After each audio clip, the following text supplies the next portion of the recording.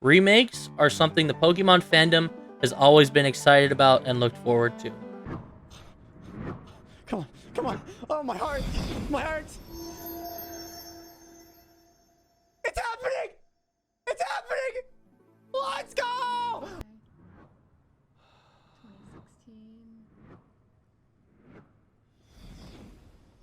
2016. Alex. Alex. Alex. Alex. Alex.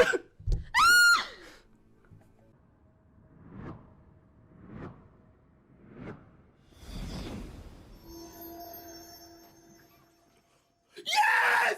Please! Please! Yes! It's happening! Okay! Gen 4 remakes! Pokemon Reddit! Actually, though, low-key kind of excited. Oh no! Okay. Okay, is it Let's Go or is it Remakes? Is it Let's Go or is it Remakes? Yep, okay. Oh, no, they're going, okay, it is Pearl and Diamond. Okay, but is it Let's Go? That's the question. That's the question. It's officially confirmed now, ladies and gentlemen. We're going to Sinnoh. But is it gonna be Let's Go? Or is it gonna be Sword and Shield style? What on... It's cute. Shut up. I'm fine with this. What the f is that? No! Why does it look like that? What is this? Holy... Oh my gosh. Oh, weird art direction. This is such an interesting take.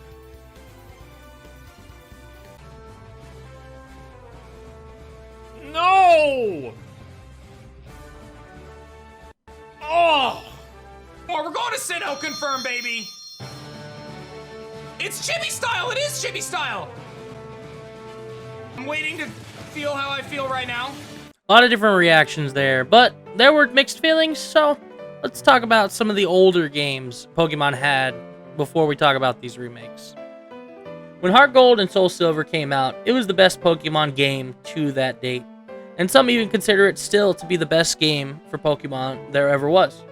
You had an amazing way to pick your starter and shiny hunt them. Alright, so, the great thing about this generation is, you know right here, before we even pick the Pokemon, you get to see if it's shiny. You had every single Pokemon up to that point able to follow you. You were given starters from Johto, Kanto, and Hoenn later on in the game. All of the Gen 3 legends were available in the game through various means. There was the Creation Trio event for bringing in Arceus if you were able to do that. It makes it hard to argue that these games were not the best Pokemon games. Other Pokemon games have done similar things like Omega Ruby and Alpha Sapphire, wormhole hunts that brought all the legends back, and then some new ones from Gen 5 and 6. With the Gen 4 remakes about 3 weeks away, we should take a look at the past and see if they will take some of what Game Freak has done previously and try and guess if there will be anything like that in the remakes. Just a quick reminder, if any of you are at all entertained by this video, do me a solid and drop a like and a comment, as it goes a long way in helping with the YouTube channel's growth and the algorithm for helping this video get out there. Alright, let's get into the video, yeah? So first off, let me tell you where I'm coming from. Let me start off by saying I was extremely upset at how the Gen 4 remakes presented themselves at first. I, and probably a lot of others who had built up anticipation for the Gen 4 remakes, were expecting something a bit flashier. Me personally, I didn't think we would get anything close to how Let's Go looked and worked, but I had hoped that something along the lines of a Gen 4 remake in the Sun and Moon style or the Sun and Moon engine was in the works, but as we can see now, that is currently not the case. You know, as I cooled off and things heal with time, as well as them showing the game being a bit more touched up a few months later with the inclusion of Pokemon following you and the removal of HM tools, and let's be honest, the Gen 4 games had way too many HMs to get through the region. It was ridiculous. So I thought about it a bit more, and the Gen 4 remakes have the potential to really improve upon some of what made Generation 4 so great. But first, we should talk about what has already been confirmed before we speculate on and hope for other improvements. So according to this article on Nintendo Wire, Gen 4 will have autosaving, extra fire types, TMs will be limited use items, and probably one of the weirdest changes in my opinion is the Pokemon Let's Go XP share system will be making a return. in the Gen 4 remakes. So let's go back and talk about some of that stuff I just listed off. Autosaving can be turned off, so who cares? It's good for shiny hunters, I guess. As long as they don't lock any of the shiny legends or starters, I think I'll be happy. The game won't autosave on you after you slam your DS shut when you find a shiny. Holy shanks, guys, look at that thing. Shiny Giratina. This is the quickest hunt that I've ever had. My quickest hunt. It's insane. I cannot believe I have a shiny Giratina. What the f? Guys, my game just froze. Are you kidding me? Alright, I know that didn't make much sense, but that's probably one of my favorite shiny fails. So you get the point. Being able to toggle it to your preference is a good thing. Extra fire types are a welcome addition, as the fire type Elite 4 member Flint, he would throw out a steel type, he would throw out a Drifblim, he would throw out a sexy Pokemon.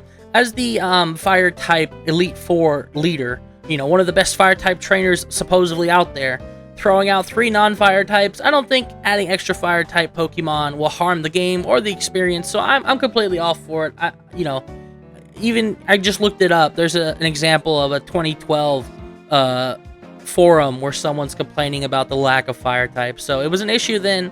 It's good to see that they're changing it now. That's what a remake should do, I think, fix issues, so good for that. TMs being limited time use like the old days is something I'm a bit bittersweet on. You really have to decide on how you're going to use some of these TMs compared to Sun and Moon, where you could just teach whatever you wanted to whoever you wanted without a worry because it just stays in your bag. It seems like a change that wasn't need to be reverted, considering they are pulling from newer games. But if there's a way to just purchase TMs that have been used before, it's not an issue. Or maybe they can be dug up in the underground area if not purchased. It's not a huge thing. I don't know how big the battling scene will be in the Gen 4 games, but who knows. And on to the thing I dislike the most is always on XP share. You can call me a traditionalist, whatever you want, but part of what made Gen 4 great was this difficulty.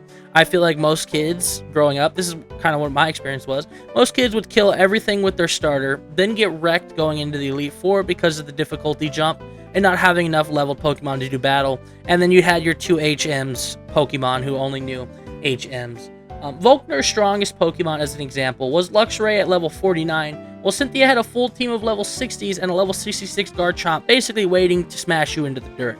So people who went from gym to gym only using their starter and then into the Elite 4, it makes sense why people remember Cynthia being so hard.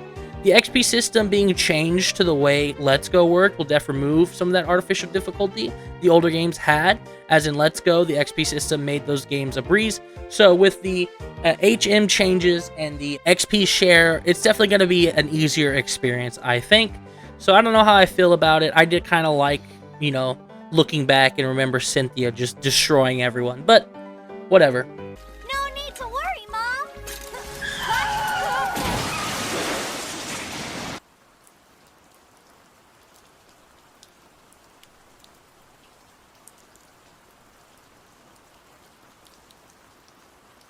I kind of want to talk about some of the games of the past. When you had Emerald come out, the story was the same for the most part, but you had both factions and Rayquaza played a much bigger role than just being some dude in a tower.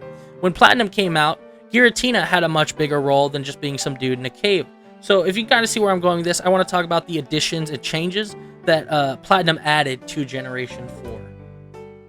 Now, I'm not going to talk about every single version difference in Pokemon Diamond, Pearl, and Platinum, but if you want a video that does do that, go check out Candy Eevee, where she does all version differences in Pokemon Diamond, Pearl, and Platinum. It's a great video. It's only 15 minutes. After watching this video, maybe go check out her video. Now, the main thing I want to talk about for Platinum is the extra in-game events that Diamond and Pearl did not have that Platinum did. So the inclusion of the Toys R Us Regigigas that could allow you to find and hunt other Regis within the game, that was great. The legendary birds would roam around after you completed the national dex. That was awesome. Unlike Pearl and Diamond, you could actually obtain both legendaries in Platinum. Both Palkia and Dialga in Platinum were obtainable, like kind of in Emerald, where you could obtain both Kyogre and Groudon. Now, the next thing I want to talk about was something that you were able to do in every Gen 4 game, Pearl, Platinum, and Diamond. You were able to find Arceus, Shaman, and Darkrai through special key items given by distributors. Now, This was so cool back in the day, knowing that there was Pokemon locked away on your game, but you had no way to get to them because of Arceus not being obtainable at all because they never ran the event. And then let's say you missed the event for Darkrai or you missed the event for Shaman.